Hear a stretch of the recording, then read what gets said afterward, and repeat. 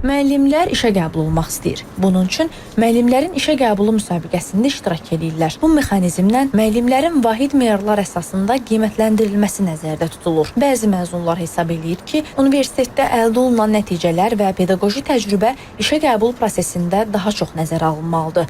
Bu fikirdə olan müsahibim Ləman Hüseynova deyir ki, universiteti yeni bitirənlərlə bağlı müəyyən güzəştlərin tətbiqi daha məqsəd uyğun olardı.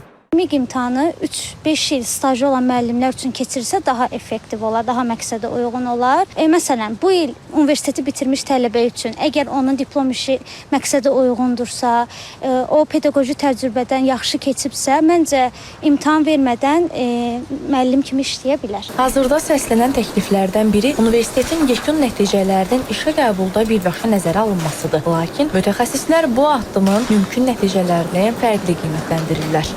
Əgər elan etsək ki, ali təhsil müəssisələrini fərqlənmə diplomu ilə bitirənlər birbaşa müəllimlərin işə qəbul imtahanı vermədən vakant yerlərin seçiminə buraxılacaq. Mən də və ictimaiyyətin böyük əksəriyyətdə əminik ki, burada müxtəlif üsullarla fərqlənmə diplomunu əldə etməyə çalışan vətəndaşlarımızın sayı artacaq. Və yaxud da biz desək ki, ümumi ortalama göstərici əsasında tutaq ki, 75 və yaxud da 76 baldan 100 ballıq qiymətləndirmə üzərindən 75-76 üzəri ümumi ortalama göstəricisi olan məzunlar birbaşa müsabiqədə imtahan vermədən iştirak edirlər. Bu zamanda yenə də müxtəlif üsullarla həmin GPA göstəricisini daha yüksək, yəni ümumi ortalama müvəffəqiyyət göstəricisini yüksək göstərməyə çalışan şəxslər tapılacaq. Ali məktəblərin tədris proqramı ilə tələblərə cavab verən müəllimlərin yetişdirilməsi imkanlarına gəlincə, bu məsələdə fikirlər birmənalı deyil. Bizim hazırki təhsil sistemi buna tam hazır deyil.